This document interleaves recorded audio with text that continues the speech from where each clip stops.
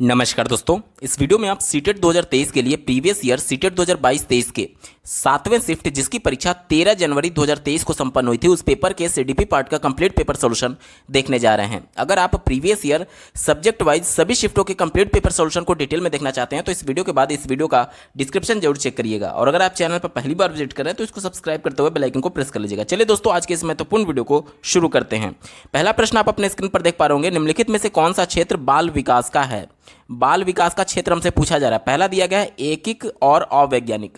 तो बाल विकास के अंतर्गत जितनी भी पक्षों की बात की जाती है, जैसे कि शारीरिक विकास हो गया, मानसिक विकास हो गया, संवेगात्मक विकास हो गया, संज्ञानात्मक विकास हो गया, तो कहा यह जा रहा है कि ये नॉन साइंटिफिक होता है, तो जो कि विकल्प गलत है। ठीक है, ये पूरी तरीके से वैज्ञानिक होता है और यूनिटरी नहीं होता है, तो ये गलत हो गया। ठीक है, दूसरा दिया गया निर्धारित और स्थिर। स्थिर का मतलब कि बिल्कुल स्टैटिक है। अब जब बच्चे का विकास हो रहा है तो वो स्टैटिक कहाँ है, स्थिर कहाँ है, वो तो परिवर्तनशील है ना। जैसे कि आज बच्चे की हाइट मान लीजिए कि 2 फीट है, कल 2.5 फीट हो जाएगी, परसों 3 फीट हो जाएगी, फिर 4 फीट हो जाएगी, फिर 5 फीट हो जाएगी। ये तो हमेशा परिवर्तनशील है ना, स्थिर नहीं है। इसके साथ ही साथ कहा जा रहा है कि निर्धारित यानी कि फिक्स्ड, तो ये भी हमारा गलत है। ठीक है, चौथा विकल्प देखिए अस्पष्ट एवं प्राचीन।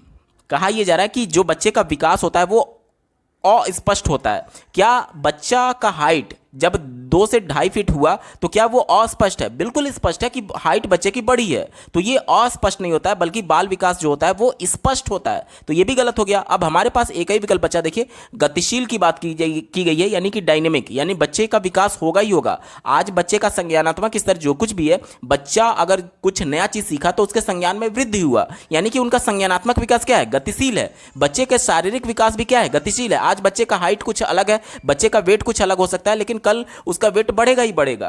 तो ये चीजें गतिशील होती हैं और अंतर विषयात्मक होती हैं, यानी कि इंटरडिसिप्लिनरी होती है। यानी कि जितने भी पक्ष होते हैं विकास के, चाहे संज्ञान की बात करें, संवेग की बात करें, तो वो सभी एक दूसरे को डायरेक्टली इंटरफेयर करते हैं, डायरेक्टली उसको प्रभावित करते हैं। जैसे कि बच्चा अगर इमोशन उसका निगेटिव है, जैसे बच्चा किसी कारण को लेकर के दुखी है, तो उसका संज्ञान भी निगेटिव तौर पर प्रभावित होगा। ठीक है, तो इसे बोलते हैं इंटरडिसिप्लिनरी। ऑप्शन नंबर 3 यहां पर बिल्कुल अप्रोप्रिएट है, यही इसका सटीक जवाब हो जाएगा।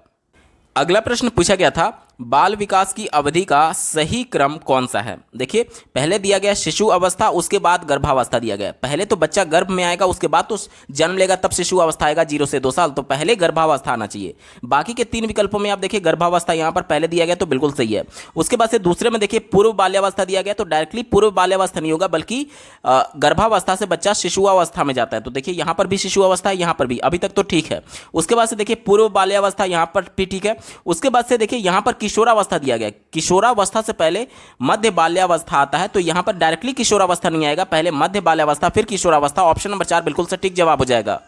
अगला प्रश्न पूछा गया है, विकास प्रकृति एवं पालन पोषण के डैश का परिणाम है। प्रकृति का कहने का मतलब कि बच्चे की आनुवांशिकता की बात की जा रही है, और लालन पालन का कहने का मतलब कि बच्चे के वातावरण का बात किया जा रहा है। तो बच्चे का जो विकास होता है वो डायरेक्टली उसके आनुवांशिकता और उसके जो वातावरण है उससे प्रभावित होता है। कैसे, ध्यान से समझिएगा। मान लीजिए कि एक वर्ष किसी किसान ने उत्तम किस्म का बीज बोया। ठीक है, यहां पर देखिए, यहां पर मैं लिख रहा हूं, ये मान लीजिए बीज की प्रकृति हो गई और यहां पर बारिश की प्रकृति हो गई। अब यहां पर ध्यान दीजिएगा, बारिश जो है वह प्रकृति का पार्ट है और बीज जो है वह क्या है, वो आनुवांशिक का पार्ट है। तो बीज उत्तम था लेकिन बारिश उत्तम नहीं हुई। ठीक है, बारिश उत्तम नहीं हुई, तो उस कंडीशन में क्या होगा, उस कंडीशन में बारिश की कमी की वजह से फसल अच्छा नहीं होगा। तो यहां पर ओवरऑल फसल हमारा अच्छा नहीं हुआ। फसल कहने का मतलब कि बच्चे के विकास के तौर पर आप समझ सकते हैं। अब मान लीजिए कि बच्चे के बारे में आप ऐसे भी कह सकते हैं कि बीज जो था वो उत्तम किस्म का नहीं था, बीज उत्तम किस्म का नहीं था, यानी कि आनुवांशिकता अच्छी नहीं थी, लेकिन बारिश अच्छी हुई, बारिश उत्तम हुआ, तो भी फसल अच्छा नहीं होगा, क्योंकि आनुवांशिकता के लक्षण उसमें अच्छे नहीं थे। अब मान लीजिए कि उत्तम बीज भी नहीं था और उत्तम बारिश भी नहीं हुई, उस कंडीशन में तो फसल बिल्कुल बेकार हो जाएगा। यानी कि एक ही केवल कंडीशन बचेगा कि बीज भी उत्तम होना चाहिए और बारिश जो है वो भी उत्तम होना चाहिए, तभी फसल अच्छा होगा। यानी कि बीज क्या था, उसके आनुवांशिकता का पार्ट था, और उत्तम क्या था, उसके वातावरण का पार्ट था। दोनों जब एक दूसरे से इंटरेक्शन करेंगे तभी फसल अच्छा होगा, यानी तभी विकास अच्छा होगा, जो कि ऑप्शन नंबर 3 में दिया गया, अंतःक्रिया यानी इंटरेक्शन। दोनों इंटरेक्शन से ही बच्चे का डेवलपमेंट, बच्चे का विकास सुनिश्चित होता है। ऑप्शन नंबर 3 सटीक उत्तर होगा। अगला प्रश्न पूछा गया है, जीन पियाजे के संज्ञानात्मक विकास के सिद्धांत के अनुसार अधिकांश बच्चे संतुलन क्रमबद्धकरण और वर्गीकरण किस चरण में समझ लेते हैं? तो पहला दिया गया संवेदी गत्यात्मक अवस्था, जिसे सेंसरी मोटर कहते हैं, तो ये तो बिल्कुल ही गलत है, क्योंकि बच्चा संवेदी गामक अवस्था में अपने इंद्रियों के माध्यम से एक तरीके से चीज़ों के बारे में संज्ञान प्राप्त करता है। आप देखेंगे कि 0 से 2 साल का बच्चा है तो उसे पता नहीं होता है कि चींटी जा रही है, उसको उठा करके मुंह में डाल लेगा। यानी जो कुछ भी वो चीज़ें महसूस कर रहा है वो अपने इंद्रियों के माध्यम से महसूस करता है कि ये आखिर है क्या। ठीक है, तो ये तो हमारा उत्तर होगा नहीं। दूसरा दिया गया पूर्व संक्रियात्मक। पूर्व संक्रियात्मक में ये सभी चीज़ें शुरुआत होती हैं, लेकिन प्रश्न में क्या पूछा गया है कि बच्चे इस चरण में समझ लेते हैं, यानी पूरी तरीके से परिपक्व कहने की बात की जा रही है, जो कि ये गलत है। चौथा दिया गया औपचारिक संक्रियात्मक, तो ये तो सबसे उच्चतम स्तर है, इससे पहले ही बच्चे इस सभी चीजों में परिपक्व हो जाते हैं। तो ऑप्शन नंबर 3 मूर्त संक्रियात्मक अवस्था इसका बिल्कुल सटीक जवाब है। अगर प्रश्न इस प्रकार से पूछे कि जीन पियाजे के संज्ञानात्मक विकास के किस चरण में अधिकांश बच्चे संतुलन, क्रमबद्धकरण और वर्गीकरण शुरुआत कर देते हैं, अगर शुरुआत करें तो शुरुआत जो होता है वो पूर्व संक्रियात्मक में हो जाता है, लेकिन पूरी तरीके से इस पर कमांड बच्चे मूर्त संक्रियात्मक अवस्था में पा पाते हैं, जो कि प्रश्न में यही पूछा गया था। इसलिए ऑप्शन नंबर 3 मूर्त संक्रियात्मक अवस्था बिल्कुल सटीक जवाब हो जाएगा। अगला प्रश्न पूछा गया है, रीमा ने अभी हाल ही में तार्किक रूप से और बेहतर संयोजित रूप से अपनी प्रतिक्रिया की तार्किकता को स्पष्ट करते हुए प्रश्नों के उत्तर देने आरंभ किए हैं। जीन पियाजे के संज्ञानात्मक विकास के अनुसार उसने किस चरण में प्रवेश किया है? ध्यान से देखिएगा, बच्चा अब तर्क करना शुरू कर दिया है, तर्क करना शुरू कर दिया है, और यहां पर देखिए क्या बोला गया है, बेहतर संयोजित रूप से तर्क करना शुरू किया है, यानी कि बेटर ऑर्गेनाइज्ड मैनर में वो तर्क करना शुरू किया है। यानी चीज़ों को देख करके उसके बारे में तर्क करना, चीज़ों को प्रत्यक्ष तौर पर देख करके उसके बारे में तर्क करना किस में होता है? वो मूर्त संक्रियात्मक अवस्था में होता है। ऑप्शन नंबर 3 सटीक जवाब हो जाएगा। अगला प्रश्न पूछा गया है, बच्चे अधिक समझ व ज्ञान रखने वाले बच्चों के साथ अंतःक्रिया करके सीखते हैं। अधिगम का यह सिद्धांत किसके द्वारा दिए गए सिद्धांत के दृष्टिकोण में सही है? देखिए, अधिक समझ व ज्ञान रखने वाले यानी कि मोर नॉलेजेबल अदर की बात की जा रही है, जो कि यहाँ पर इंग्लिश वाले में आप देख सकते हैं। अब मोर नॉलेजेबल अदर ये टर्म किसका है? ये लेव वाइगोत्स्की का है। किसका? लेव वाइगोत्स्की का।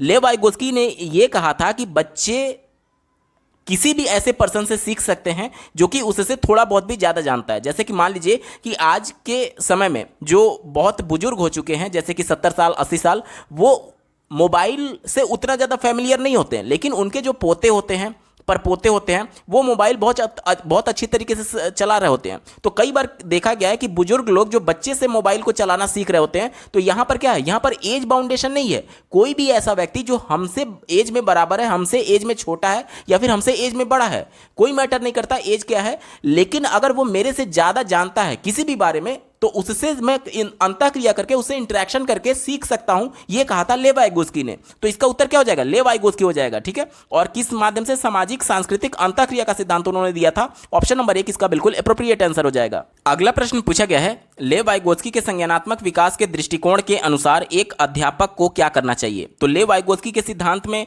यह कहा गया कि जितना ज्यादा बच्चे एक दूसरे से इंटरेक्शन करेंगे उतना ही ज्यादा बच्चे सीखेंगे। ठीक है, तो इंटरेक्शन को ज्यादा से ज्यादा तवज्जो देने की बात होनी चाहिए लेव वाइगोत्स्की के सिद्धांत के अनुसार। पहले विकल्प से शुरुआत करते हैं। दिया गया है कि विद्यार्थियों को इंटरेक्शन यानी अंतःक्रिया करने के कम से कम अवसर देना चाहिए, तो ये तो गलत हो गया लेव वाइगोत्स्की के अनुसार। दूसरा दिया गया है सांस्कृतिक दृष्टांतों, दृष्टांत का मतलब जो होता है वो होता है एक तरीके से आप कह सकते हैं उदाहरण, टूल्स कह सकते हैं, जिसको देख करके बच्चा कुछ नया चीज सीख रहा है, का उपयोग बाधित करना चाहिए। देखिए, अब जो लेव वाइगोत्स्की का सिद्धांत था वो क्या था? सामाजिक सांस्कृतिक अंतःक्रिया का सिद्धांत, यानी कि सांस्कृतिक तौर पर बच्चे अंतःक्रिया इंटरेक्शन करके सीखते हैं, उदाहरणों के माध्यम से सीखते हैं। जबकि इसको क्या किया गया? इसको रेस्ट्रिक्ट किया गया है, बाधित किया गया, तो ये हमारा निगेटिव हो गया।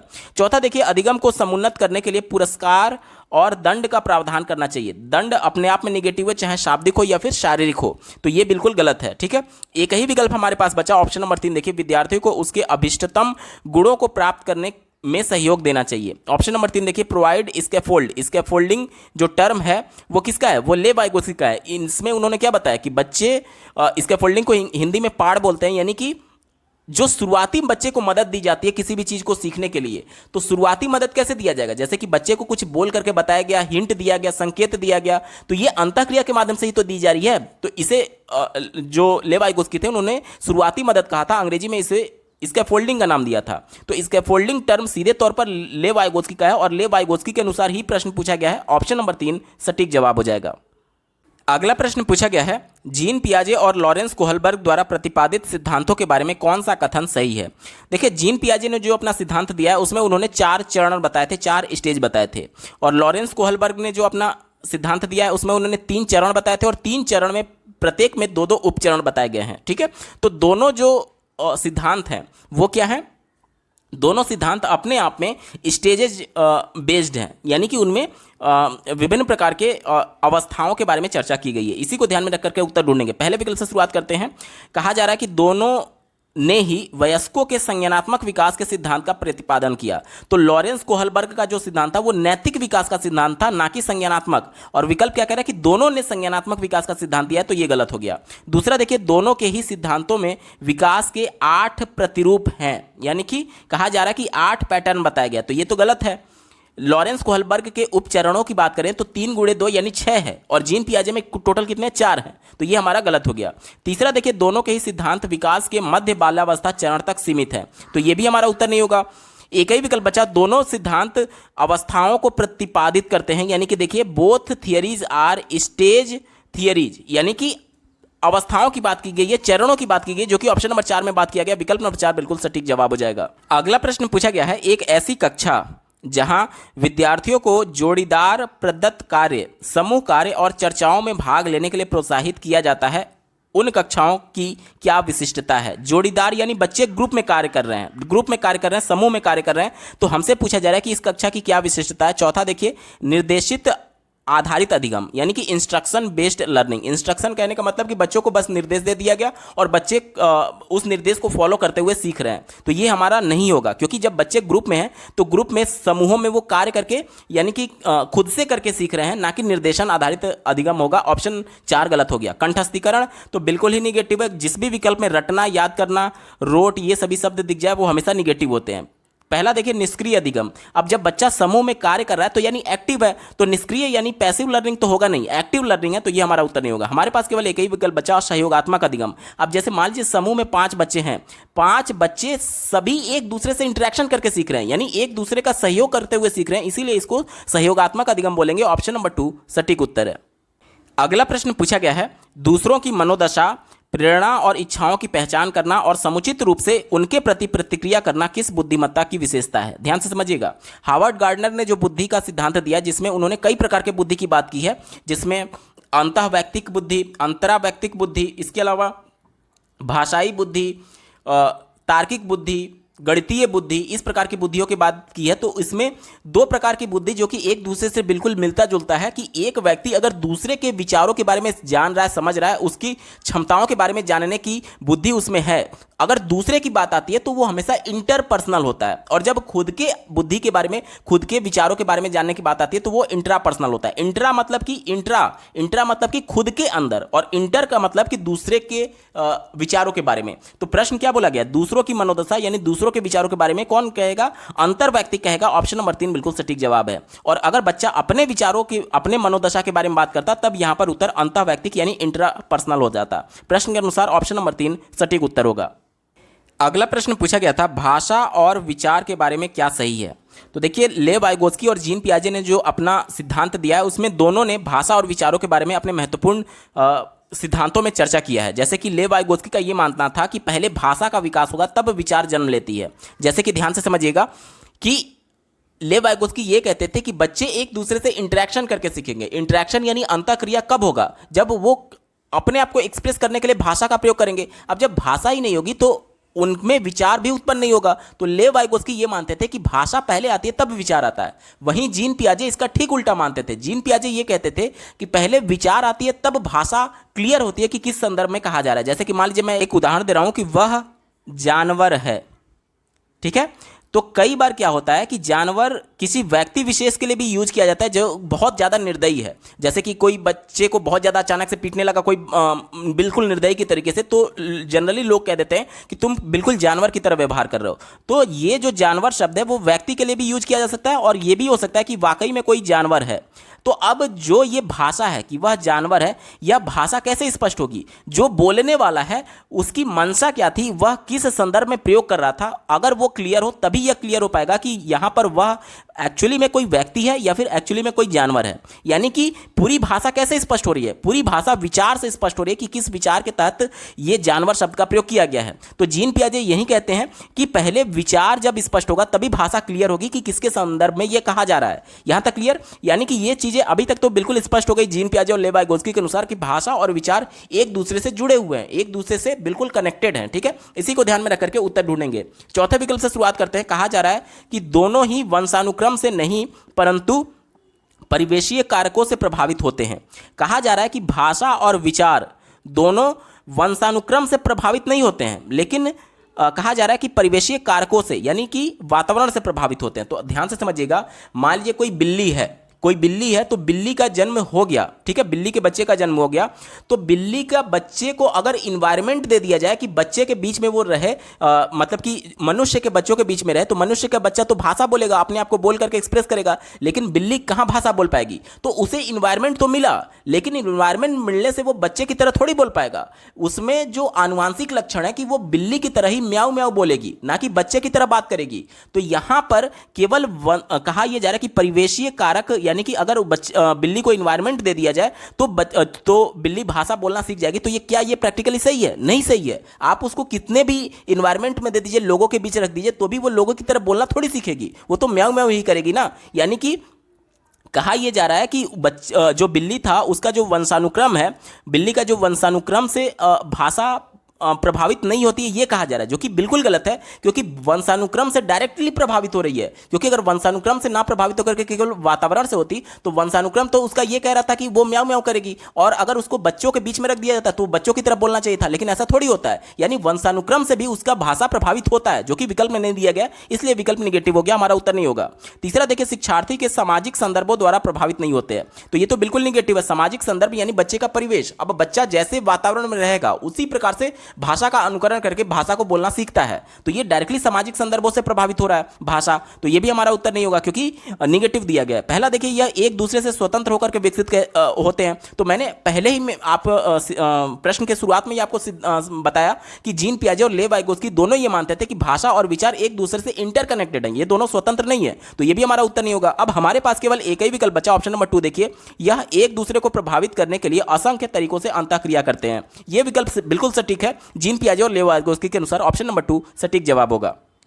अगला प्रश्न पूछा गया है, प्रवीण के माता पिता जानबूझकर के घरेलू कार्यों के अप्रातिनिधिक स्वरूपों में संलग्न रहते हैं। अप्रातिनिधिक स्वरूप कहने का मतलब कि जैसे घर में माता का जो काम है वो पिता कर रहे हैं, और जो पिता का काम है वो माता कर रही हैं। जैसे कि जनरली देखा गया कि घरों में माता जो है वो भोजन बनाती हैं, तो ये देखा गया, प्रश्न के अनुसार ये कहा जा रहा है कि पिता जो है वो भोजन बनाने का काम कर रहे हैं, और बाकी जो काम है जो पिता का था एक्चुअली में वो उनकी माता कर रही है। इसी को बोलते हैं अप्रातिनिधिक, यानी जो जिसका काम है उसके उलट काम कर रहे हैं, ये कहा जा रहा है। ठीक है, जैसे कि देखिए उदाहरण दिया गया कि पिता जो है वो भोजन पकाने का कार्य करते हैं, और माता घर के खराब हो गए इलेक्ट्रॉनिक उपकरणों की मरम्मत करती हैं। इस प्रकार के परिवेश में प्रवीण की क्या प्रवृत्ति होगी? अब देखिए, इस प्रकार जब प्रवीण देखेगा अपने घरों में, तो वह जो समाज में विभिन्न प्रकार की रूढ़िबद्ध विचार हैं कि लड़की है तो वो घर का खाना ही बनाएगी, और लड़के हैं तो बाहर जाकर के आजीविका का साधन जुटाएंगे, तो बच्चे के मन में इसको लेकर के विरोधाभास उत्पन्न होगा। उसको ये लगेगा कि पूरा समाज तो देखेंगे कि उनकी मम्मी खाना बना रही है और हमारे यहाँ मेरे पापा खाना बना रहे हैं,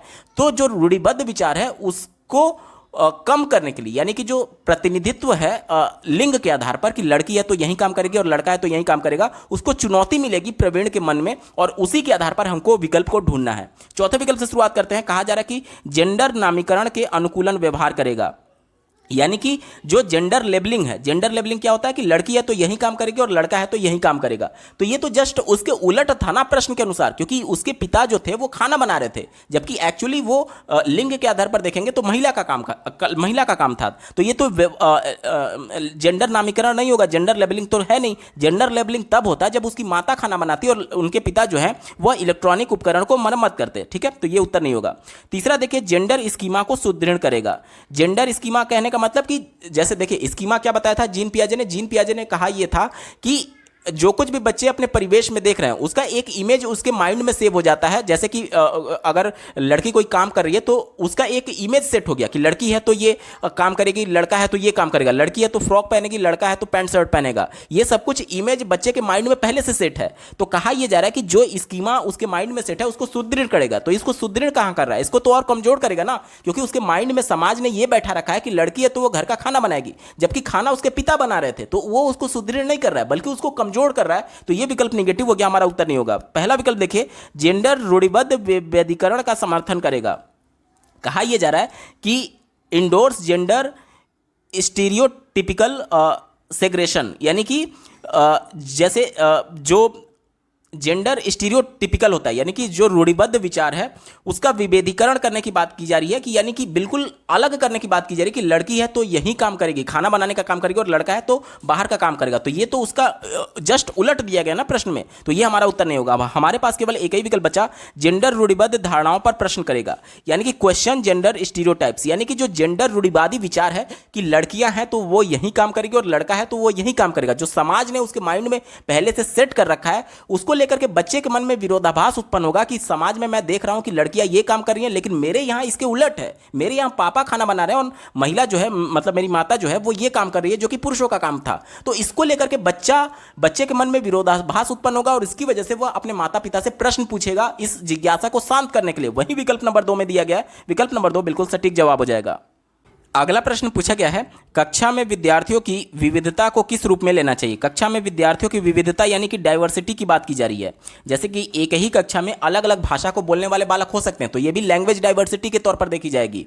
तो एनसीएफ 2005 लैंग्वेज डाइवर्सिटी को एक तरीके से संसाधन के तौर पर देखता है, क्योंकि जितना ज़्यादा डाइवर्सिटी होगा उतना ही बच्चे और अच्छी तरीके से सीख सकते हैं। जैसे कि ध्यान से समझिएगा, आज हम लोग बात करते हैं समावेशी कक्षा की। समावेशी कक्षा क्या होता है, अगर बच्चे में किसी भी प्रकार की शारीरिक अक्षमता है, किसी भी प्रकार का अधिगम अक्षमता है, सबको एक ही छत के नीचे एक ही कक्षा में पढ़ाए जाने की बात पैरवी कौन करता है, समावेशी कक्षा। अब मान लीजिए कि उसी कक्षा में दृष्टिबाधित बालक है और उसी कक्षा में श्रवणबाधित बालक है, तो श्रवणबाधित बालक की जरूरत यह है कि उसको कुछ विजुअल क्लिप्स दिखा करके बताया जाए, और जो दृष्टिबाधित बालक है उसको जरूरत यह है कि कुछ बोल करके बताया जाए। तो जब बच्चे को, अब दोनों की आवश्यकता अलग है, तो दोनों की आवश्यकताओं को ध्यान में रखना पड़ेगा। यानी कि जब एक ही इंफॉर्मेशन को अलग अलग तरीके से रिप्रेजेंट किया जाएगा, कोई विजुअल क्लिप्स के माध्यम से, कोई बोल करके, कोई अलग तरीके से, तो सभी बच्चों के लिए यह फायदेमंद होता है। क्योंकि आपने एक सिद्धांत पढ़ा होगा कि जितना ज्यादा बच्चे की इंद्रियां एक्टिव होती हैं किसी भी अधिगम के दौरान, तो उतना ही वो अधिगम अर्थपूर्ण होता है। तो चूंकि समावेशी कक्षा ये कहता है कि सबको साथ लेकर के चलना है।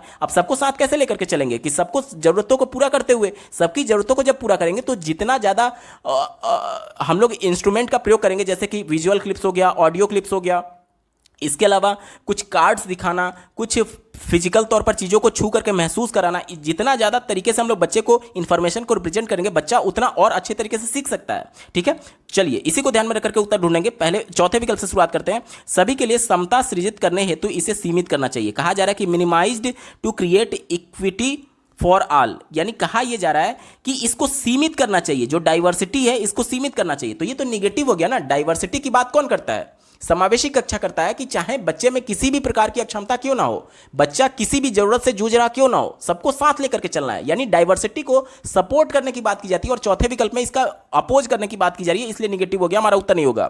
तीसरा देखिए, अध्यापक द्वारा इसकी अनदेखी करनी चाहिए, यानी इग्नोर करने की बात की जा रही है। अब मान लीजिए कक्षा में कोई दृष्टिबाधित बालक है और उसको मैं केवल विजुअल क्लिप्स दिखा रहा हूं, तो वो तो देख नहीं सकता, फिर वो इन्फॉर्मेशन को कैसे रिसीव करेगा। उसकी जरूरत यह थी कि मैं बोल करके उसको बताऊं। तो यहां पर अगर उसकी जरूरतों को मैं अनदेखा कर दे रहा हूं, इग्नोर कर दे रहा हूं, तो बच्चा तो इन्फॉर्मेशन को रिसीव ही नहीं कर पा रहा है, तो कहां वो कुछ सीखेगा। तो ये बच्चे के लिए निगेटिव हो गया, हमारा उत्तर नहीं होगा। दूसरा देखिए, अधिगम के लिए एक बाधा के रूप में देखना चाहिए, तो बिल्कुल ही निगेटिव है। डाइवर्सिटी को पॉजिटिव और एक संसाधन के तौर पर जब एनसीएफ कह रहा है, तो इसको बाधा थोड़ी मानेंगे, ये तो संसाधन है ना, इसलिए निगेटिव हो गया। हमारे पास बस एक ही विकल्प बचा, ऑप्शन नंबर 1 देखिए, अधिगम के लिए एक सकारात्मक गुण के रूप में लेना चाहिए। ऑप्शन नंबर 1 बिल्कुल एप्रोप्रिएट है, यही इसका सटीक जवाब होगा। अगला प्रश्न पूछा गया है, राष्ट्रीय शिक्षा नीति 2020 के अनुसार प्रारंभिक स्तर पर आकलन का क्या स्वरूप होना चाहिए। आकलन किस आधार पर किया जाना चाहिए, ये हमसे पूछा जा रहा है। पहला दिया गया रचनात्मक। देखिए, दो प्रकार की आकलन की बात करता है राष्ट्रीय शिक्षा नीति, पहला रचनात्मक और दूसरा योगात्मक। रचनात्मक कहने का मतलब कि जिसे अंग्रेजी में फॉर्मेटिव असेसमेंट बोलते हैं। राष्ट्रीय शिक्षा नीति सतत और व्यापक मूल्यांकन की बात करता है। सतत और व्यापक मूल्यांकन क्या होता है, यानी कक्षा के दौरान जब बच्चा पढ़ रहा है, जब बच्चा सीख रहा है, अधिगम कर रहा है, उसी दौरान उसका मूल्यांकन होते रहना चाहिए ताकि बच्चे की आ रही समस्याओं के बारे में टीचर को पता चल पाए और उन समस्याओं को दूर करने के लिए टीचर कुछ एक्शन ले पाए। तो रचनात्मक आकलन ज़्यादा पॉजिटिव माना जाता है, ठीक है, समेटिव असेसमेंट की तुलना में, यानी योगात्मक आकलन की तुलना में। तो ये विकल्प बिल्कुल पॉजिटिव है, हमारा उत्तर होगा। दूसरा देखिए, नियमित कहा जा रहा है। अब देखिए, आकलन के बारे में हमसे प्रश्न पूछा जा रहा है, नियमित यानी कि जो रेगुलर तौर पर हो। अब सतत और व्यापक मूल्यांकन क्या कहता है कि जो बच्चे का मूल्यांकन हो वो क्या हो, रेगुलर हो यानी नियमित हो। तो ये तो बात बिल्कुल सही है, तभी तो सतत होगा ना, लगातार, कि रोज रोज बच्चा जब भी अधिगम कर रहा है तब भी उसका मूल्यांकन होते जा रहा है। तो ये तो बात बिल्कुल पॉजिटिव हो गई। तीसरा देखिए, सूचनाओं के मात्र ग्राह्यशीलता पर केंद्रित। मात्र, एकमात्र, केवल, यही, पूर्ण रूप से, संपूर्ण रूप से, ये जितने भी विकल्प शब्द किसी विकल्प में दिख जाए वो हमेशा निगेटिव होता है, कभी भी हमारा उत्तर नहीं होगा। तो ये गलत हो गया, ठीक है। कैसे गलत हुआ, ध्यान से समझिएगा। कहा जा रहा है कि सिर्फ इंफॉर्मेशन को रिसीव करने पर केंद्रित होना चाहिए, तो ये विकल्प गलत है। क्यों? राष्ट्रीय शिक्षा नीति और एनसीएफ ये कहता है कि बच्चे अपने ज्ञान के सक्रिय निर्माणकर्ता होते हैं, ना कि वो इंफॉर्मेशन को प्राप्त करते हैं। जैसे कि बच्चा कोई पेन ड्राइव थोड़ी है कि लैपटॉप में लगाए और डेटा को ट्रांसफर कर दिए। बच्चा अपना ज्ञान का निर्माण खुद करेगा, ना कि इंफॉर्मेशन को प्राप्त करता है। ये कहना है एनसीएफ और राष्ट्रीय शिक्षा नीति का। इसलिए ग्राह्यशील का मतलब कि रिसीव करने से है, यानी बच्चे को केवल इंफॉर्मेशन बता दिया गया, उस सेंस में कहा जा रहा है। तो ये विकल्प निगेटिव है, हमारा उत्तर नहीं होगा। चौथा विकल्प देखिए, शिक्षण अधिगम की उपयुक्तता के अनुरूप। शिक्षण अधिगम की उपयुक्तता के अनुरूप। अब मान लीजिए कि जो कुछ भी बच्चे को सिखाया जा रहा है उसका एक टारगेट है। जैसे कक्षा 3 में बच्चा पढ़ रहा है, तो कक्षा 3 के लिए जो टारगेट सेट किया गया है, यानी जो बच्चे का करिकुलम सेट किया गया, जो उसका सिलेबस सेट किया गया है, वह उसका क्या हो गया, उपयुक्तता हो गया, और उसी के अनुसार तो बच्चे को सिखाएंगे। ऐसा थोड़ी कि कक्षा 3 में बच्चा है और उसको 12th लेवल का या फिर सीनियर सेकेंडरी लेवल का पढ़ाएंगे, नहीं। जो उसकी मानसिक आयु, जो उसकी क्षमता के अनुसार उपयुक्त है, वहीं तो बच्चे को सिखाएंगे, शिक्षण अधिगम क्रिया करेंगे। तो ये बात बिल्कुल सही है, यानी कि ए, बी और डी वाला विकल्प हमारा सही होगा, जो कि ऑप्शन नंबर 4 में दिया गया। ऑप्शन नंबर 4 इसका बिल्कुल एप्रोप्रिएट आंसर हो जाएगा। अगला प्रश्न पूछा गया है, शिक्षार्थियों में समालोचनात्मक चिंतन को समुन्नत करने के लिए क्या महत्वपूर्ण है। समालोचनात्मक चिंतन यानी क्रिटिकल थिंकिंग करने के लिए बच्चों के लिए क्या इंपॉर्टेंट है, ये हमसे पूछा जा रहा है। पहले विकल्प से शुरुआत करते हैं। देखिए, क्रिटिकल थिंकिंग का मतलब क्या होता है कि बच्चा किसी भी टॉपिक पर उसके गुण दोषों के बारे में चर्चा कर पाए, थिंकिंग कर पाए, रीजनिंग कर पाए, तर्क कर पाए, इसे बोलते हैं क्रिटिकल थिंकिंग। जैसे देखिए, दो प्रकार के प्रश्न होते हैं। अगर मैं बच्चे से पूछूं कि भारत की राजधानी क्या है, तो बच्चे को इसमें कुछ भी तर्क नहीं करना है, कुछ भी सोचना नहीं है, क्योंकि वो बचपन से रटे आ रहा है भारत की राजधानी क्या है। लेकिन अगर मैं बच्चे से ये पूछूं कि भारत की गरीबी को, भारत की बेरोजगारी को दूर करने के लिए क्या क्या उपाय हो सकते हैं, तो अब बच्चे को तर्क करने की आवश्यकता पड़ेगी, बच्चे को सोचने की, चिंतन करने की आवश्यकता पड़ेगी। तो दूसरा वाला जो प्रश्न था उसे खुले सिरे वाला प्रश्न बोलते हैं, यानी कि एक ऐसा प्रश्न जिसके प्रत्येक बच्चे के द्वारा उत्तर अलग अलग देने की संभावना हो, उसे खुले सिरे वाला प्रश्न बोलेंगे, ओपन एंडेड क्वेश्चन बोलते हैं। लेकिन वो प्रश्न जिसका कक्षा के सभी बच्चों के द्वारा एक ही उत्तर आने की संभावना है, जैसे कि भारत की राजधानी क्या है, अब चाहकर भी बच्चा इसका दूसरा उत्तर तो दे नहीं सकता, तो जिसके एक ही उत्तर संभव है उसे बंद सिरे वाला प्रश्न बोलते हैं। तो क्रिटिकल थिंकिंग के लिए, समालोचनात्मक चिंतन के लिए खुले सिरे वाला प्रश्न ज्यादा पूछा जाना चाहिए, बच्चे को ज्यादा सोचने का अवसर मिलेगा उसमें, ठीक है। इसी को ध्यान में रखकर के उत्तर ढूंढेंगे। पहला विकल्प दिया गया है कि अध्यापक को विद्यार्थियों से बहुत ही आसान प्रश्न पूछने चाहिए। जब बच्चे से आसान प्रश्न पूछेंगे तो उसे कुछ सोचने समझने की जरूरत ही नहीं है, वो तो रटा रटा प्रश्न का उत्तर दे देगा, जैसे कि भारत की राजधानी क्या है।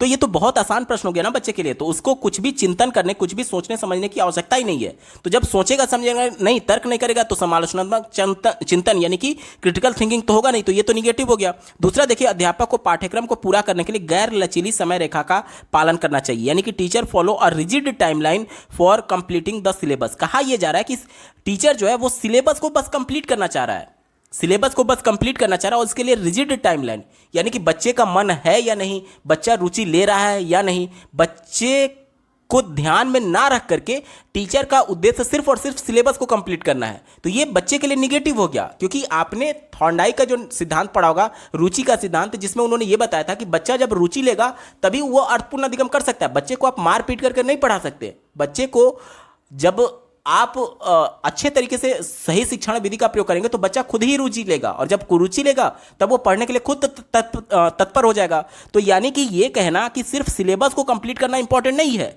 बच्चे की रुचि को बरकरार रखना इंपॉर्टेंट है। तो ये निगेटिव हो गया, हमारा उत्तर नहीं होगा। चौथा देखिए, विद्यार्थियों को एक समान योग्यता वाले समूहों में वर्गीकृत करना। देखिए, कोई भी ऐसा विकल्प जो कि बच्चे को बांटने की बात करे, वर्गीकृत करने की बात करे, कैटेगराइज करने की बात करे, वो भी किसके आधार पर, योग्यता के आधार पर, वो हमेशा निगेटिव होता है। कैसे, ध्यान से समझिएगा। एक कक्षा में बहुत प्रतिभाशाली बालक भी होते हैं और बहुत कमजोर बालक भी होते हैं। तो टीचर के द्वारा क्या कहा जा रहा है कि जो योग्यता वाले, जो प्रतिभाशाली बालक है उनका अलग ग्रुप बना दिया जाए, और जो बहुत कमजोर है उसका अलग ग्रुप बना दिया जाए। तो बच्चे में निगेटिविटी फीलिंग आ जाएगी कि एक तो मैं वैसे ही नहीं समझ पा रहा था कॉन्सेप्ट को, ऊपर से टीचर मुझे अलग करके बिल्कुल अलग बैठा रहे हैं। तो इससे बच्चे में निगेटिविटी आ जाएगी। और चूंकि बच्चे का संवेग, जो निगेटिविटी आ रही है वह उसका संवेग है, और संवेग जो होता है बच्चे के संज्ञान को डायरेक्टली प्रभावित करता है। अगर इमोशन निगेटिव है तो संज्ञान भी निगेटिव तौर पर प्रभावित होगा, यानी कॉग्निटिव डेवलपमेंट, जिसमें बच्चे के सोचने समझने की क्षमता उससे डायरेक्टली कनेक्टेड है। तो जब बच्चा निगेटिव तौर पर अगर वो इमोशन उसमें जनरेट हो रहा है तो उसका संज्ञान भी तो निगेटिव तौर पर प्रभावित होगा। आप खुद देखिए ना, जब आप खुश मुद्रा में रहते हैं तो आपका पढ़ने लिखने में मन लगता है, लेकिन अगर आप किसी कारण को लेकर के दुखी हैं तो उस समय आप कितना भी कोशिश करें, आप पढ़ने में पूरा फोकस नहीं कर पाते हैं। क्यों? क्योंकि वो जो दुखी होने का कारण है, जो आपका इमोशन है, वो आपके कॉग्निटिव डेवलपमेंट, आपके संज्ञान को निगेटिव तौर पर प्रभावित कर रहा होता है। इसलिए यह कहना कि बच्चे को कैटेगराइज कर दे वो हमेशा निगेटिव होगा, क्योंकि समावेशी शिक्षा इसका सीधे तौर पर विरोध करता है। अब हमारे पास केवल एक ही विकल्प बचा, ऑप्शन नंबर 3 देखिए, विद्यार्थियों को ज्ञान सृजन के प्रचुर अवसर मिलने चाहिए, यानी कि student get ample opportunity to discover knowledge. अब बच्चा जितना ज़्यादा डिस्कवर करेगा, खोज करेगा, उतना ही ज़्यादा वो थिंकिंग करेगा, उतना ही ज़्यादा वो थिंकिंग करेगा, उतना ही ज़्यादा वो तर्क करेगा, जिससे उसमें क्रिटिकल थिंकिंग के एक तरीके से क्रिटिकल थिंकिंग ज़्यादा होने की संभावना रहेगी। ऑप्शन नंबर 3 बिल्कुल अप्रोप्रिएट है, यही इसका सटीक जवाब हो जाएगा। अगला प्रश्न पूछा गया है, समावेशन को समुन्नत करने के लिए अध्यापक को क्या करना चाहिए। समावेशी कक्षा क्या होता है? चाहे बच्चा में किसी भी प्रकार की अधिगम अक्षमता है, किसी भी प्रकार की शारीरिक अक्षमता है, सबको एक साथ लेकर के चलना ही समावेशन कहलाता है। पहले विकल्प से शुरुआत करेंगे। कहा जा रहा है कि प्रतियोगिताओं को प्रोत्साहित करना चाहिए।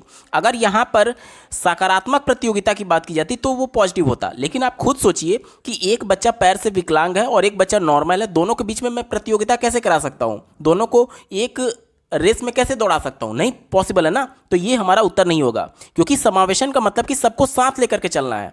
अब एक दूसरे से प्रतियोगिता संभव ही नहीं है। कोई कमजोर बालक है, उसका बहुत प्रतिभाशाली बालक से जब आप प्रतियोगिता कराएंगे तो जाहिर सी बात है जो बहुत प्रतिभाशाली बालक है वो अच्छा परफॉर्म करेगा। इससे बच्चे में निगेटिविटी आ जाती है जब आप योग्यता के आधार पर किसी दूसरे बच्चे से पहले बच्चे की तुलना करते हैं। तो प्रतियोगिता संभव ही नहीं है। अगर सकारात्मक प्रतियोगिता की बात करता तो वो पॉजिटिव होता, लेकिन केवल प्रतियोगिता निगेटिव होता है। दूसरा विकल्प देखिए, अध्यापक केंद्रित शिक्षण शास्त्र विधियों को क्रियान्वित करना। अध्यापक केंद्रित की यानी कि जो टीचर के द्वारा पढ़ाया जा रहा है बस उसी पर फोकस करने की बात की जा रही है, जबकि हमारे देश में आज बाल केंद्रित शिक्षा प्रणाली है, यानी बालक केंद्र में बालक की जरूरतों को ध्यान में रखना है। अब कोई श्रवण बाधित बालक है तो टीचर उसको सभी बच्चों के समान एक तरीके से थोड़ी पढ़ा सकता है। जो श्रवण बाधित बालक है उसके लिए क्या जरूरी है कि कुछ विजुअल क्लिप्स दिखाया जाए, क्योंकि वो सुन तो सकता नहीं है मौखिक तरीके से।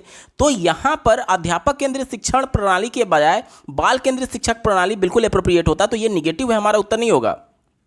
तीसरा विकल्प देखिए, व्यक्तिगत विभिन्नताओं को अनदेखी करना। व्यक्तिगत विभिन्नता यानी कि इंडिविजुअल डिफरेंसेस की बात की जा रही है। इंडिविजुअल डिफरेंस क्या होता है? कोई बच्चा पैर से विकलांग है, कोई बच्चा अधिगम अक्षमता से जूझ रहा है, कोई बच्चा सुन नहीं सकता, कोई बच्चा देख नहीं सकता। तो सबकी जरूरतों को जब मैं ध्यान में रखूंगा तभी तो उन सबको इंफॉर्मेशन को सही तरीके से रिसीव कर पाएगा बच्चा। जैसे कि मान लीजिए कि कोई बच्चा श्रवण बाधित है यानी सुन नहीं सकता, अब मैं कक्षा में एज ए टीचर केवल मौखिक तरीके से पढ़ा रहा हूं तो वो तो बच्चा इंफॉर्मेशन को रिसीव ही नहीं कर रहा है। जब इंफॉर्मेशन रिसीव नहीं करेगा तब कुछ नया सीखेगा नहीं। तो ये विकल्प निगेटिव हो गया, हमारा उत्तर नहीं होगा। एक ही विकल्प बचा, अधिगम के सार्वभौमिक अभिकल्प को क्रियान्वयन करना चाहिए। ये विकल्प बिल्कुल अप्रोप्रिएट है, यही इसका बिल्कुल सटीक जवाब हो जाएगा। देखिए क्या कहा जा रहा है, अधिगम के सार्वभौमिक अभिविकल्प यानी कि यूनिवर्सल डिजाइन फॉर लर्निंग, इसका प्रैक्टिस करना चाहिए। यूनिवर्सल डिजाइन कहने का मतलब कि जो सबके लिए, सार्वभौमिक का मतलब कि जो सबके लिए अप्रोप्रिएट है उस शिक्षण विधि का प्रयोग करना चाहिए। अब सबके लिए क्या अप्रोप्रिएट होगा? सबकी जरूरतों को ध्यान में रखना। अब सबकी जरूरतों को ध्यान में रखेंगे तभी तो सबको इन्फॉर्मेशन सही तरीके से रिसीव हो पाएगा। यानी कि कोई अगर मान लीजिए कि श्रवण बाधित है तो उसको मैं कुछ विजुअल क्लिप्स दिखा रहा हूँ, कोई दृष्टि बाधित है तो उसको मौखिक तरीके से बता रहा हूँ, या फिर ब्रेल लिपि के माध्यम से उसको बता रहा हूँ।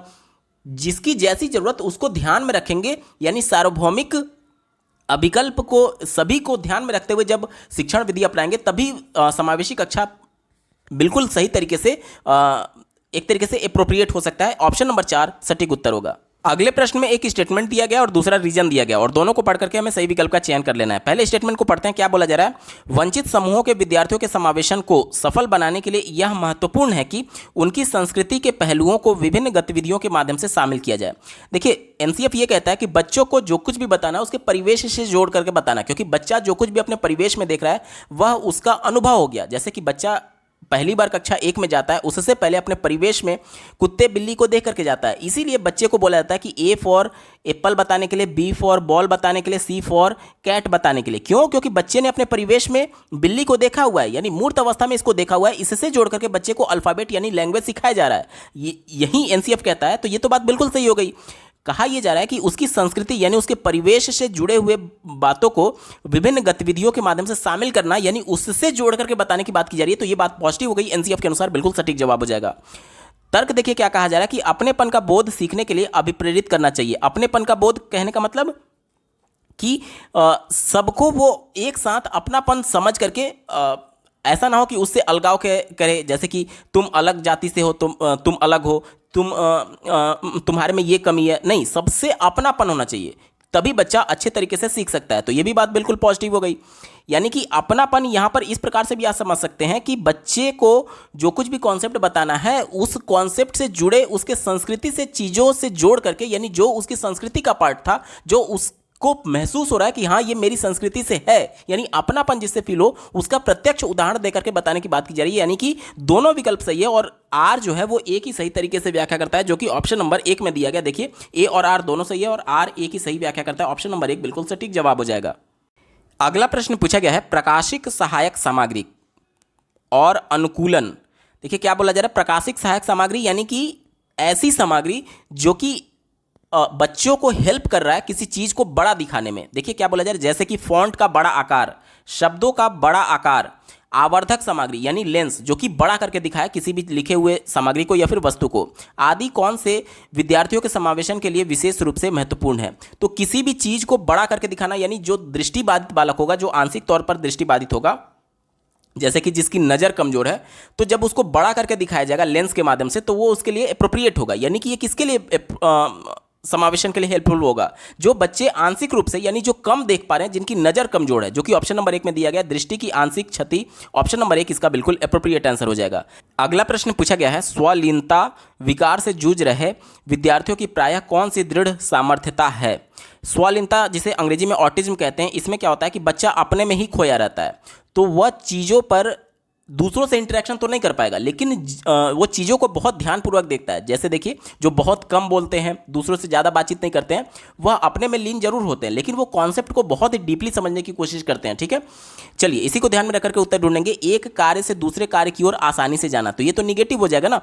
क्यों निगेटिव होगा? क्योंकि बच्चा अपने में ही लीन है। यानी कि देखिए, easily switch from one task to another task, तो टास्क जब बच्चा करेगा, किसी भी एक कार्य से दूसरे कार्य में जाएगा, तो स्विचिंग करने में उसको प्रॉब्लम होगी। क्यों? क्योंकि वह अपने में ही लीन है। जैसे कि जो भी उसके वातावरण में परिवर्तन होगा उसका वो विरोध करना चाहता है, कहता है नहीं, जो कुछ भी पहले से जैसे चल रही थी, क्योंकि वह उससे फेमिलियर हो गया था, अब चीज़ें बदल रही हैं तो उसमें वो कंफर्टेबल फील नहीं करता है, तो ये उसके लिए निगेटिव हो गया, हमारा उत्तर नहीं होगा, यानी उसकी सामर्थ्य नहीं है। तीसरा देखिए, प्रखर संप्रेषणात्मक कौशल यानी एडवांस्ड कम्युनिकेशन स्किल। मैंने आपको क्या बताया, जो बच्चा अपने में लीन रहता है वो दूसरों से इंटरेक्शन करने में उसको प्रॉब्लम होती है, तो ये तो संप्रेषणात्मक कौशल, कम्युनिकेशन स्किल तो उसमें होगा नहीं, तो ये सामर्थ्य नहीं हो सकता। दूसरा देखिए, अपनी भावनाओं की अभिव्यक्ति, अब अपने इमोशंस को वो कैसे एक्सप्रेस कर पाएगा? बोल करके। तो ऐसे बच्चे जो कि अपने में ही लीन होते हैं, उनको 10 बच्चों के बीच में बोलने में, अपने आप को एक्सप्रेस करने में परेशानी का सामना करना पड़ता है। ठीक है, तो ये विकल्प निगेटिव है, हमारा उत्तर नहीं होगा। एक ही विकल्प बचा, विवरणों के प्रति सजगता और ध्यान देना, ये बिल्कुल एप्रोप्रिएट है, यही इसका सटीक जवाब हो जाएगा। अगला प्रश्न पूछा गया है, कक्षा में जब भी सवाल प्रस्तुत किया जाता है, राखी उस सवाल के लिए अनेक नवाचारी समाधान प्रस्तुत करती है। यह राखी के किस पक्ष की ओर संकेत करता है? देखिए, नवाचार कहने का मतलब कि नवाचारी समाधान, यानी कि यूनिक सॉल्यूशन उसका प्रोवाइड किया जा रहा है बच्ची के द्वारा, नए नए तरीके से उसका सॉल्यूशन प्रोवाइड कर रही है बच्ची। तो ये क्या दिखाता है? ये दिखाता है कि बच्ची जो है वो क्रिएटिव है, यानी कि वह बहुत अधिक प्रतिभाशाली है। इसी को ध्यान में रख करके आपको उत्तर ढूंढना है। चौथा दिया गया, अतिशय रूप से विश्वस्त, तो ये हमारा उत्तर नहीं होगा। अवधारणात्मक स्पष्टता की कमी। तो अगर कॉन्सेप्ट बच्ची को क्लियर नहीं होता तो वो अलग अलग तरीके से प्रॉब्लम को थोड़ी सॉल्व कर पाती। तो ये निगेटिव हो गया। औसत समझ वाली लड़की, ये तो बिल्कुल ही निगेटिव है। अगर औसत समझ की होती तो क्रिएटिव नहीं होती। एक ही हमारे पास विकल्प बचा, विशेष प्रतिभा वाली विद्यार्थी। ऑप्शन नंबर 1 इसका बिल्कुल सटीक जवाब हो जाएगा। अगले प्रश्न में एक स्टेटमेंट दिया गया और दूसरा रीजन दिया गया और दोनों को पढ़ करके हमें सही विकल्प का चयन कर लेना है। पहले स्टेटमेंट को पढ़ लेते हैं। देखिए क्या बोला जा रहा है कि अध्यापक को ऐसी शिक्षण शास्त्रीय प्रविधियों और विषय वस्तु का चयन करना चाहिए जो विद्यार्थियों में नवीन ज्ञान के सृजन और उच्च क्रमिक कौशलों को समुन्नत करने का कार्य करती है। ये तो बात बिल्कुल सही है। यानी कि बच्चे को क्रिएटिव बनाने के, नवीन ज्ञान के सृजन, यानी कि बच्चा खुद से करके सीखे, इसके बारे में कहा जा रहा है। तो ये तो बात बिल्कुल सही है एनसीएफ और राष्ट्रीय शिक्षा नीति के अनुसार। दूसरा देखिए, बच्चों में नवीन ज्ञान के सृजन और उसकी व्याख्या करने की योग्यता होती है। ये भी बिल्कुल सही है। बच्चों को नन्हा वैज्ञानिक कहा गया है, यानी बच्चे अपने ज्ञान का निर्माण स्वयं करते हैं, यानी अपने ज्ञान का सृजन क्या करते हैं, स्वयं करते हैं, करके सीखते हैं। और उसको अगर बच्चा खुद से किया हुआ है तो उसका अधिगम अर्थपूर्ण होगा और उसकी व्याख्या वह खुद कर सकता है, यानी वह उसको एक्सप्रेस कर सकता है अपने नॉलेज को, जो कि उसने एक्वायर किया है, खुद करके सीखा है। तो ये दोनों विकल्प सही है। और जो आर है वो एक ही सही तरीके से व्याख्या करता है, जो कि विकल्प नंबर 1 में दिया गया। देखिए ए और आर दोनों सही है और आर एक ही सही तरीके से व्याख्या करता है। विकल्प नंबर 1 सटीक जवाब हो जाएगा। अगला प्रश्न पूछा गया है, 14 वर्षीय माया एक युवा चित्रकार के वीडियो यूट्यूब पर देख करके पेंटिंग करना सीखती है। वह इस बात में विश्वास करती है कि वह पेंटिंग करने की क्षमता रखती है और सचेतता यानी कि कॉन्शसनेस के साथ प्रक्रियाओं का अनुसरण कर रही है। माया के अधिगम को क्या संज्ञा दी जा सकती है? चलिए पहले विकल्प से शुरुआत करते हैं। दिया गया है सहयोगात्मक अधिगम, यानी कि कोलैबोरेटिव लर्निंग। कोलैबोरेट कैसे होता है? जैसे कि एक बच्चा दूसरे के साथ ग्रुप में अगर काम करते हुए एक दूसरे का सहयोग करते हुए सीख रहे हो तो उसे कोलैबोरेटिव लर्निंग बोलते हैं, यानी सहयोगात्मक अधिगम बोलते हैं। तो यहाँ पर कोलैबोरेट नहीं है, वह उसका अनुकरण करके सीख रही है, अवलोकन करके सीख रही है, देखते हुए सीख रही है, ना कि सहयोग है। तो ये हमारा उत्तर नहीं होगा। सहयोगात्मक अधिगम तब होगा जब दोनों बच्चे एक दूसरे का सहयोग कर रहे होते हैं ग्रुप में काम करते हुए। तो ग्रुप में तो काम नहीं कर रहे हैं, तो ये हमारा उत्तर नहीं होगा। निष्क्रिय अनुकरण भी नहीं होगा। निष्क्रिय अनुकरण तब होता जब यहाँ पर अचेत तरीके से उसको कॉपी करने की बात की जाती है, यानी कि बिल्कुल अनकॉन्शियसली उसको वो कॉपी कर रही होती, तब निष्क्रिय अनुकरण होता। लेकिन चूंकि यहाँ पर कॉन्शियसली उसको कॉपी कर रही है तो ये निष्क्रिय नहीं होगा, बल्कि सक्रिय अनुकरण माना जाएगा। चौथा देखिए, परासंज्ञान, जिसे अंग्रेजी में मेटाकॉग्निशन बोलते हैं। मेटाकॉग्निशन का मतलब क्या होता है कि अपने खुद के विचारों के बारे में चिंतन करना, अपने खुद के विचारों के बारे में चिंतन करना, अपने संज्ञान के बारे में चिंतन करना। देखिए यहाँ पर कॉग्निशन और मेटा, कॉग्निशन से पहले मेटा जुड़ा हुआ है। तो कॉग्निशन का मतलब क्या होता है? संज्ञान, यानी और संज्ञान और किसके बारे में? अपने खुद के संज्ञान के बारे में, यानी बच्चे का जो चिंतन करने की क्षमता है उसके बारे में, खुद के चिंतन के बारे में चिंतन करना, उसको मेटा कॉग्निशन बोलते हैं। तो इस प्रकार का तो कोई प्रश्न में दिया नहीं गया है। हमारे पास केवल एक ही विकल्प बचा, अवलोकनात्मक अधिगम, यानी कि ऑब्जर्वेशनल लर्निंग। अब बच्ची उसको देख करके सीख रही है, यानी ऑब्जर्व करके सीख रही है, जो कि ऑप्शन नंबर 3 में दिया गया। विकल्प नंबर 3 सटीक जवाब हो जाएगा। अगला प्रश्न पूछा गया है, अधिगम अधिक प्रभावशाली रूप में होता है अगर, यानी कि कब लर्निंग जो होता है वो इफेक्टिव होता है, ये हमसे पूछा जा रहा है। चौथे विकल्प से शुरुआत कर लेते हैं। विद्यार्थियों के मतों को संप्रत्यय की व्याख्या के दौरान ना अपनाया जाए, यानी कि जो बच्चे का खुद का एक्सपीरियंस है, जो उसका अनुभव है, उसको रिजेक्ट करने की बात की जा रही है, उसको एक्सेप्ट नहीं करने की बात की जा रही है। तो ये विकल्प निगेटिव है, क्योंकि एनसीएफ ये कहता है कि बच्चे विद्यालय आने से पहले अपने पूर्व अनुभव को लेकर के आते हैं और इसीलिए बच्चों के परिवेश से जोड़ करके शिक्षा देने की बात की जाती है। यानी जो कुछ भी बच्चे ने देखा अपने परिवेश में मूर्त अवस्था में, वो उसका अनुभव हो गया, पूर्व ज्ञान हो गया, और पूर्व ज्ञान से ही जोड़ करके नए ज्ञान को देने की बात की जाती है। जबकि ये विकल्प क्या कह रहा है कि उसके अनुभव को इग्नोर कर दिया जाए, तो निगेटिव हो गया। तीसरा देखिए, पढ़ाई गई विषय वस्तु बहुत जटिल और अमूर्त है, तो ये भी विकल्प निगेटिव है। क्योंकि देखिए ये हम लोग पेपर कौन सा सॉल्व कर रहे हैं? प्राइमरी लेवल का। प्राइमरी लेवल यानी कक्षा 1 से 5 तक का बच्चा, 1 से 5 यानी कि जब 6 साल का एज रहेगा बच्चे का तब वो कक्षा 1 में रहेगा, और जब 11 साल का एज रहेगा तब वो कक्षा 5 में रहेगा। यानी कि कक्षा 11 तक वो प्राइमरी में केवल रहेगा। माफ कीजिएगा, उल्टा मैंने बोल दिया। उम्र जब बच्चे की वर्ष 11 साल है तब तक वो केवल प्राइमरी में रहेगा, ठीक है। यानी बच्चे की एज जब 11 साल है तब तक वो प्राइमरी में रहेगा। अब जीन पियाजे के सिद्धांत के अनुसार जो उन्होंने अवस्थाएं बताई थी, 0 से 2, 2 से 7, 7 से 11 और 11 प्लस, तो अमूर्त जो चिंतन होता है ना, वो उन्होंने अमूर्त संक्रियात्मक अवस्था जो कि चौथी अवस्था थी, जो कि 11 प्लस होना चाहिए, लेकिन प्राइमरी में बच्चा कितना हो रहा है, 11 ही साल तक तो रह रहा है, तो अभी बच्चा मेंटली अमूर्त चिंतन के लिए तैयार नहीं है, तो ये विकल्प बच्चे के लिए निगेटिव हो गया, हमारा उत्तर नहीं होगा।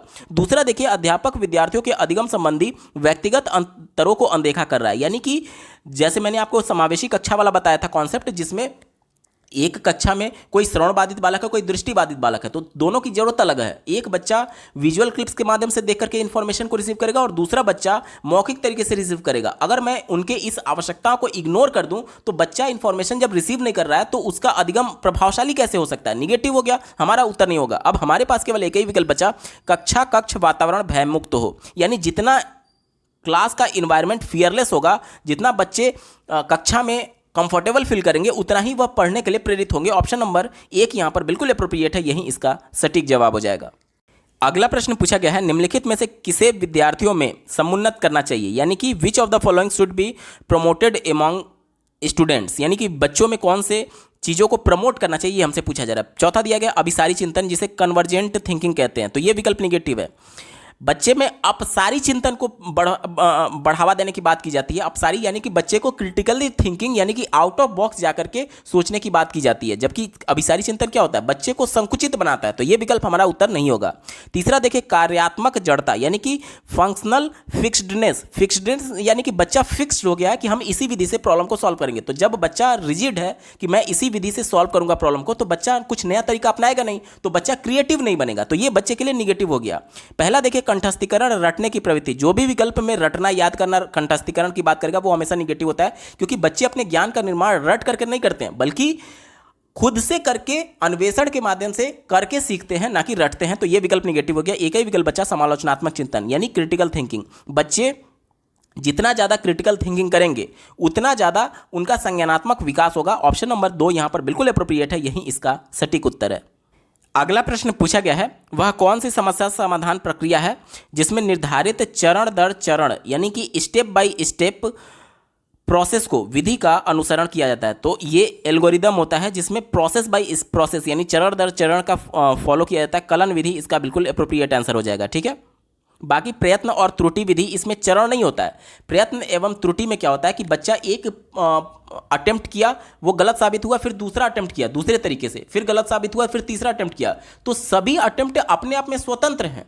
जबकि चरण दर चरण कहने का मतलब कि प्रॉब्लम को सॉल्व करने का एक प्रोग्रेसिव स्टेप्स चल रहा है, जबकि प्रयत्न एवं त्रुटि में सब स्टेप्स अलग अलग थे, ये एक दूसरे से कनेक्टेड नहीं है, लेकिन कलन विधि में एक दूसरे से कनेक्टेड होते हैं, तो ये तो उत्तर होगा नहीं। अनुमानित तो बिल्कुल ही निगेटिव है, अनुरूपी सोच भी गलत है। ऑप्शन नंबर 4 सटीक उत्तर होगा।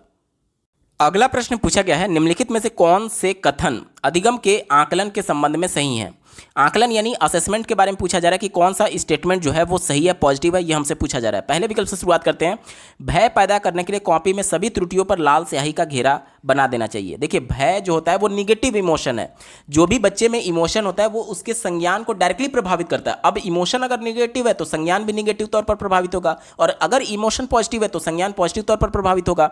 चूंकि यहां पर निगेटिव हो रहा है ये विकल्प, इसलिए हमारा उत्तर नहीं होगा, क्योंकि आप जब दुखी मुद्रा में होते हैं, जब आपके इमोशंस निगेटिव होते हैं, तब आप पढ़ाई पर फोकस नहीं कर पाते हैं, लेकिन जब आप खुशी की मुद्रा में रहते हैं तो आप पूरा ध्यान अपने पढ़ाई पर दे पाते हैं, तो यह विकल्प निगेटिव हो गया, हमारा उत्तर नहीं होगा। दूसरा देखिए, विद्यार्थी के अधिगम के बारे में जानने के लिए त्रुटियों को एक अवसर के रूप में लेना चाहिए। बिल्कुल सही बात है। त्रुटि कहने का मतलब कि बच्चे जो कुछ भी गलती कर रहे हैं, इससे एज ए टीचर हम पता लगा सकते हैं कि बच्चे को कॉन्सेप्ट समझ में आया है या नहीं। अगर बच्चे गलती नहीं कर रहे हैं, इसका मतलब बच्चे कॉन्सेप्ट समझ चुके हैं, और अगर बच्चे गलती कर रहे हैं, इसका मतलब बच्चे को कॉन्सेप्ट समझ में नहीं आया है, और फिर से हमें सही शिक्षण विधि का प्रयोग करके बच्चों को बताना होगा। यानी कि ये एज ए टीचर हमें फीडबैक मिल सकता है बच्चों की त्रुटियों के माध्यम से, तो ये तो बात बिल्कुल पॉजिटिव है, हमारा उत्तर होगा।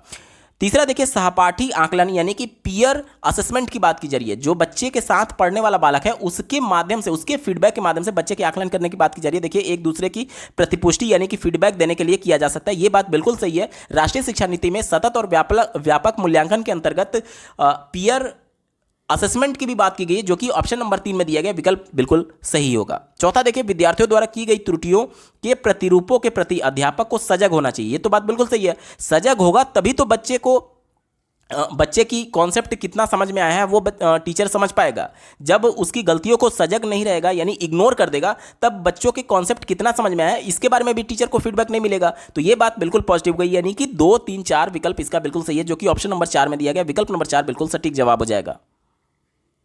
अगले प्रश्न में एक स्टेटमेंट दिया गया और दूसरा रीजन दिया गया, और दोनों को पढ़ करके हमें सही विकल्प का चयन कर लेना है। पहले स्टेटमेंट को पढ़ते हैं। कहा जा रहा है कि विद्यालयों में सीखने की प्रक्रिया में भावनात्मक पहलू को ध्यान में रखना और पोषित करना चाहिए। भावनात्मक पहलू यानी कि बच्चे के इमोशन की बात की जा रही है, बच्चे के संवेग की बात की जा रही है। तो मैं बार बार आपको बता रहा हूं कि जो भी बच्चे का संवेग है, इमोशन है, वह उसके संज्ञान को प्रभावित करता है। अब विद्यालय बच्चा क्यों आ रहा है? कुछ नया सीखने के लिए, यानी उसके संज्ञान में वृद्धि हो। अगर बच्चा निगेटिव इमोशन है उसके अंदर, यानी वो डरा हुआ है, भयभीत है, रो रहा है, दुखी है किसी वजह से, तो इसके वजह से वो अपना पूरा ध्यान पढ़ाई पर नहीं लगा पाएगा। इसके वजह से उसका संज्ञानात्मक विकास प्रभावित होता है। इसीलिए उसके भावनात्मक पहलू को ध्यान रखने और उसको पोषित करने की बात की जाती है, ताकि बच्चे पॉजिटिव रहें, इमोशन उनका पॉजिटिव रहे। तो ये तो बात बिल्कुल पॉजिटिव है, हमारा उत्तर होगा।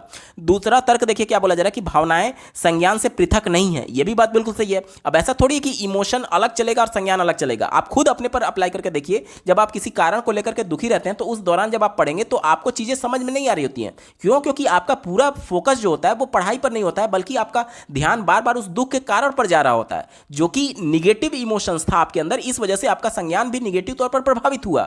और अगर आप खुशी मुद्रा में रहते हैं तो आप अपना पूरा फोकस पढ़ाई पर दे पाते हैं। यानी कि जो हमारा इमोशन है ना, वो डायरेक्टली हमारे संज्ञान को प्रभावित कर रहा है। और ये विकल्प ऑप्शन नंबर आर में भी यही कहा गया। देखिए, भावनाएं संज्ञान से पृथक नहीं है, यानी उससे कनेक्टेड है। अब ए और आर दोनों सही है, और आर जो है वो ए की सही तरीके से व्याख्या करता है, जो कि ऑप्शन नंबर 1 में दिया गया। विकल्प नंबर 1 सटीक उत्तर होगा।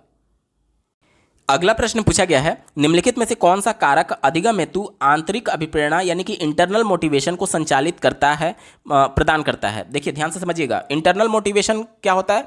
जब बच्चे खुद से पढ़ने के लिए प्रेरित रहे तो इसे बोलेंगे बच्चे सीखने के लिए खुद से इंटरनली मोटिवेटेड हैं। तो ये कैसे पॉसिबल होगा? जब बच्चा रुचि लेगा, क्योंकि आपने रुचि का सिद्धांत पढ़ा होगा कि जब बच्चे किसी काम को रुचि लेते हैं तो वह उसको करने के लिए खुद तत्पर रहते हैं। तत्परता क्या है? यही तो मोटिवेशन है ना, कि वह खुद करने के लिए मोटिवेटेड है उस काम को करने के लिए। तो यहां पर क्या जरूरी है? रुचि जरूरी है। बाकी अगर विकल्पों की बात करें, पुरस्कार जो होता है वो एक्सटर्नल मोटिवेशन का काम करता है। जैसे ध्यान से समझिएगा, इंटरनल मोटिवेशन के वजह से बच्चा खुद उस काम को करने के लिए प्रेरित होता है, जबकि एक्सटर्नल मोटिवेशन की वजह से बच्चा उस काम को करने के लिए प्रेरित तो होगा, लेकिन जैसे ही एक्सटर्नल मोटिवेशन हटेगा वह बच्चा उस काम को नहीं करेगा। एक उदाहरण मैं देता हूं, जैसे मान लीजिए आपके घर में कोई छोटा बच्चा है 3 से 4 साल का, जिसमें अभी नैतिकता नहीं है। अगर आप उससे बोलेंगे कि बेटा एक गिलास पानी ला दो, वो नहीं ला करके देगा।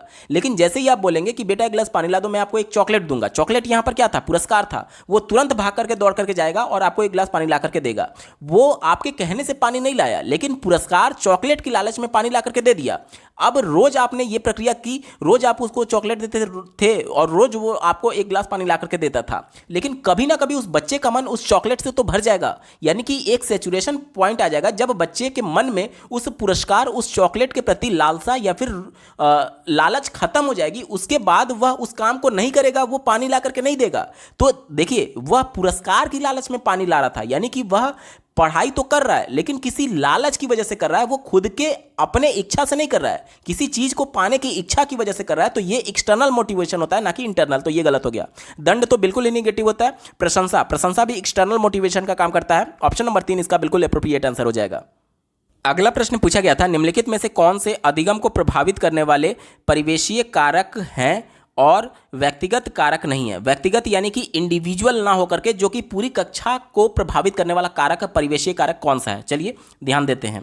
व्यक्तिगत कारक नहीं, यानी कहने का मतलब कि जो इंडिविजुअल लेवल पर ना हो, बल्कि पूरी कक्षा उससे प्रभावित हो रही हो। ठीक है, चलिए पहले विकल्प से शुरुआत करते हैं। समझ का स्तर। अब प्रत्येक बच्चे में जो समझ का स्तर होता है वो अलग अलग होता है। यानी समझ का स्तर ऐसा नहीं है कि सब एक ही समझ के लेवल के बच्चे होंगे। सबका जो लेवल होगा, आईक्यू लेवल होगा, समझने की क्षमता होगी, वो सबका अलग अलग होगा इंडिविजुअल स्तर पर। तो ये तो इंडिविजुअल लेवल पर होता है ना, तो ये हमारा उत्तर नहीं होगा, क्योंकि हमसे पूछा गया कौन सा इंडिविजुअल लेवल पर नहीं होता है। दूसरा दिया गया भावात्मक लब्धि। भावात्मक यानी कि इमोशन की बात की जा रही है, भाव की बात की जा रही है, संवेग की बात की जा रही है। अब देखिए, प्रत्येक बच्चे का इमोशन अलग अलग हो सकता है। कोई बच्चा घर से आ रहा है, हो सकता है कि वह किसी बात को लेकर के दुखी हो सकता है कि घर पर वो कि मम्मी पापा से झगड़ा करके आया हो, तो उस दौरान उसका इमोशन अलग है, वो निगेटिव तौर पर प्रभावित होगा उसका संज्ञान। लेकिन कोई बच्चा खुशी मुद्रा से घर से आ रहा है तो उसका भाव अलग है, उसका इमोशन अलग है। तो ये जो इमोशंस होते हैं वो इंडिविजुअल लेवल पर होते हैं। अब ऐसा नहीं कि ऐसा नहीं हो सकता कि कक्षा में 50 बच्चे और 50 एक ही इमोशन उसके अंदर चल रहा हो, सभी खुश हों या फिर सभी दुखी हों। कोई खुश होगा, कोई दुखी होगा, कोई एक्साइटेड होगा, कोई बिल्कुल डल बैठा होगा। सबका इमोशन होगा इंडिविजुअल लेवल पर अलग अलग होता है, तो ये भी इंडिविजुअल लेवल पर होता है। तो ये भी हमारा उत्तर नहीं होगा क्योंकि हमसे पूछा गया था कौन सा व्यक्तिगत कारक नहीं है। चौथा देखिए, सीखने के लिए आंतरिक अभिप्रेरणा। अब देखिए इंटरनल मोटिवेशन वो प्रत्येक बच्चे में अलग अलग होगी। जैसे कोई प्रतिभाशाली बालक है तो वह खुद सीखने के लिए प्रेरित है, वो यानी कि वह इंटरनली मोटिवेटेड है। लेकिन जो कोई बहुत कमजोर बालक है तो यानी वो रुचि नहीं ले रहा है, रुचि की वजह से वो इंटरनली मोटिवेटेड नहीं है। तो यहां पर ये मोटिवेशन क्या है, वो इंडिविजुअल भी होता है, तो ये भी हमारा उत्तर नहीं होगा। अब हमारे पास केवल एक ही विकल्प बचा, ऑप्शन नंबर 3 देखिए, शिक्षण अधिगम सामग्री। अब टीचर के द्वारा जो शिक्षण अधिगम सामग्री दिखाया जा रहा है वो इंडिविजुअल लेवल पर नहीं दिखाया जा रहा है, वो पूरी कक्षा को दिखाया जा रहा है। तो ये व्यक्तिगत कारक नहीं होगा बल्कि सामूहिक कारक होगा। ऑप्शन नंबर 3 सटीक उत्तर है। अगला प्रश्न पूछा गया था, निम्नलिखित में से कौन सा अधिगम के लिए बाधक बन सकता है। बाधक यानी कि प्रश्न निगेटिव सेंस में पूछा गया है, तो निगेटिव वाला ही विकल्प हमारा उत्तर होगा। पहला दिया गया लचीली पाठ्यचर्या, तो ये तो पॉजिटिव हो गया ना, क्योंकि जब समावेशी कक्षा की बात की जाती है तो प्रत्येक बच्चे की जरूरत अलग अलग है। अब प्रत्येक बच्चे की जरूरत अलग अलग है तो करिकुलम भी अलग होगा। जैसे कि मान लीजिए कि कक्षा में यह है कि सभी बच्चे को हमें शारीरिक गतिविधि करानी है, लेकिन कोई बच्चा पैर से विकलांग है तो उसको शारीरिक गतिविधि नहीं कराया जा सकता, वो प्रैक्टिकली पॉसिबल ही नहीं है। तो ये लचीला पाठ्यक्रम होगा, लचीला पाठ्यचर्या होगा, तभी तो उसको रिलैक्सेशन दिया जा सकता है। तो लचीला पाठ्यचर्या जो होता है वो पॉजिटिव सेंस में, लेकिन प्रश्न हमसे नेगेटिव पूछा गया था तो ये हमारा उत्तर नहीं होगा। दूसरा देखिए, अधिगम के लिए बहुसंवेदी उपागम यानी कि multiple sensory approach of learning, यानी कि बच्चों को महसूस करने वाली ऐसी चीजें दिखाई जा रही हैं जिससे बच्चे इंद्रियों के माध्यम से उसको महसूस कर पाए।